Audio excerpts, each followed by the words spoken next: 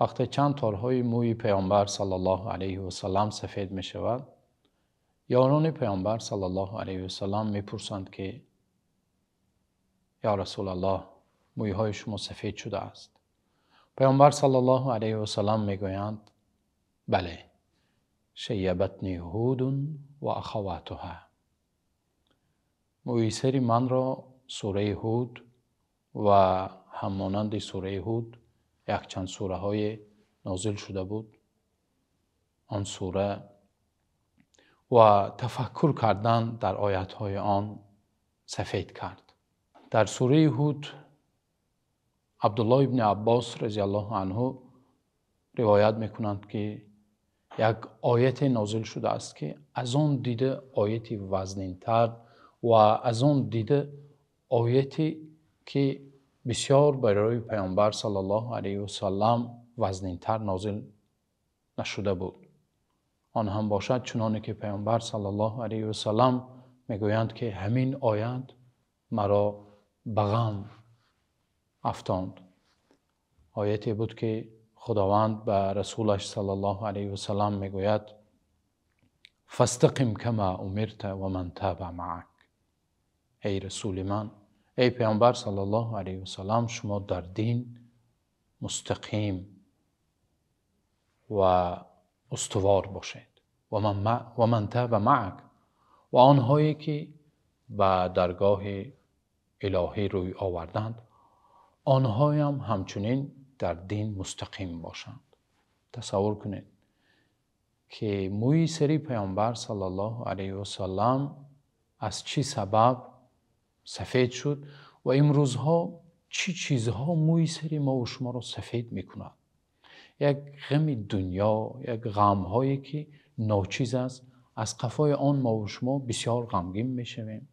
اما ببینید پیامبر صلی الله علیه و سلم، رسولی که دوست خداوند بود، حبیب پیامبر صلی الله علیه و سلم، یک آیت را تفکر کرده مویهای پیامبر صلی الله علیه و سلم سفید می شود.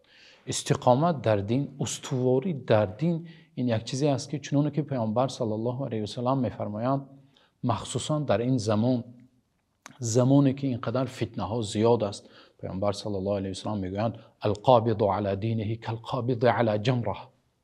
انسانی که در دین استوار میشن، یک زمانی می آید بر امتان من که انسان متدین، انسانی که در دین استوار است، در راه صراط المستقیم استوار است، مانند نفری هست که در دست یک لخچه آتش دارد.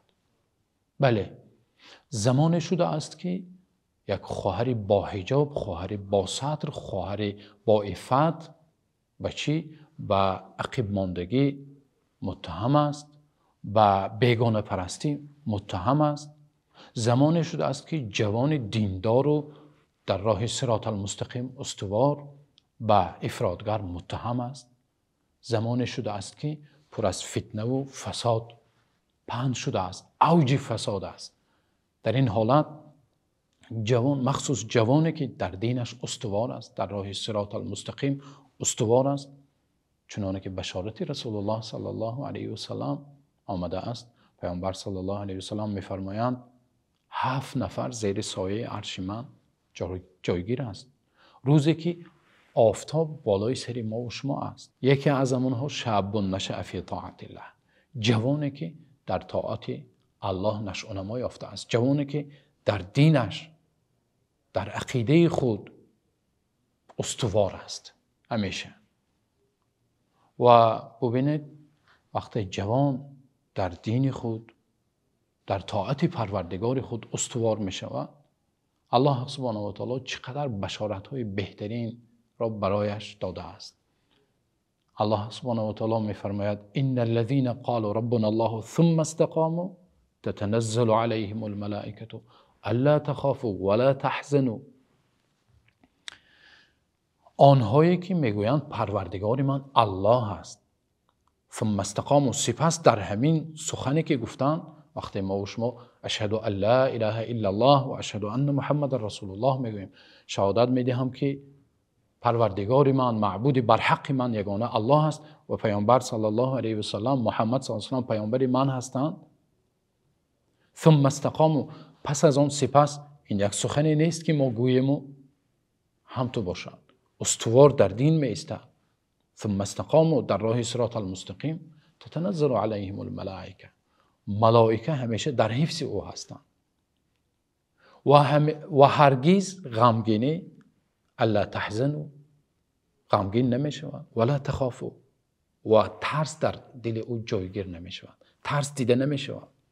ببینید در دوام آیات نحن اولیاؤکم فی الحیات الدنیا و فی الاخره. ملائکه ها میگویند ما دوستان شما هستیم. فرق است بین وقتی که بنده دوستی پروردگار میشد و هنگامی که پروردگار و فرشته ها دوستی او میشوند. میگن ما دوست شما هستیم. نحن اولیاءکم فی الحیات الدنیا، هم در این دنیا و هم در آخرت ما دوست شما هستیم. وقتی تصور کنید دوست شما ملائکه میشوند، فرشته ها دوستی ما و شما، پروردگار دوستی ما و شما میشوند. الله سبحانه و تعالی این خیلی جوان رو هرگز چنانه که گفتیم غمگینی در دلش جایگیر نمیشود ولا تخافوا و ترس در چشمان او دیده نمیشود. همیشه استوار. و استقامت در دین معنای این را دارد که انسان دوری از دورویگی. بعضی جوانها را میبینی که وقتی یک جوانی را میبیند در دین استوار است، جوانی که در راه صراط المستقیم است، همراهش نماز میخواند، و یک چند جوانهای دوچار میشود که از دین و دیانت خیلی دور هستند، در یک لحظه میشود که همراه آنها میرود و از راه صراط المستقیم میبراید. اما استقامت، استواری در دین معنایش این است که هرگز جوان درویه نمیشود، گاه در این طرف گاه در این طرف، نه، بلکه او در راه صراط المستقیم همیشه استوار است. برای این ببینید وقتی هر روز ما و شما سوره فاتحه را در نماز تلاوت میکنیم، یک آیت بسیار عجایب است. هر روز در 5 وقت نماز تکرار میکنیم اهدنا الصراط المستقیم، پروردگارا ما را به صراط المستقیم هدایت نما. اصلا نفری که نماز میخواند هدایت یافته است. اما معنای آیت چی است؟ معنای آیت اگر انسان چقدر فکر میکند معناش این است که یعنی در راه صراط المستقیم مرا استوار گردان. صدقاً ما و شما باید وقتی نماز میخوانیم، وقتی آیت اهدنا الصراط المستقیم را تلاوت میکنیم، همین معنا از ذهن ما گذرد که پروردگارا مرا در صراط المستقیم، در راه خودت استوار گردان. برای همین هم پیامبر صلی الله علیه و سلم یکی از دعاهایشان همیشه میگفتند اللهم یا مقلب القلوب ثبت قلبی علی دینک و طاعتک. پروردگارا تو برگرداننده دلها هستی. این دل بسیار نازک است. یک لحظه انسان از دین و دیانت برآمدنش ممکن، از ایمان برآمدنش ممکن. پروردگارا تو برگرداننده دلها هستی. دل مرا در راه خودت، در دین خودت، بر طاعت خودت استوار بگردان، ثابت بگردان. و یکی از ثمره های استوار بودن در دین، در راه صراط المستقیم، این خاتمه نیک است.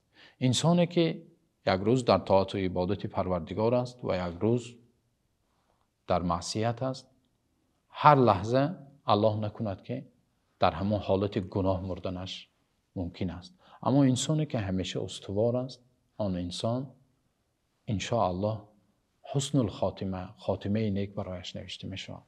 الله سبحانه و تعالی را دعا میکنیم که الله سبحانه و تعالی جوانهای ما را در دین، در راه خودش، در راه صراط المستقیم استوار بگرداند و قلبهای ما و شما را در راه صراط المستقیم الله سبحانه و تعالی استوار بگرداند.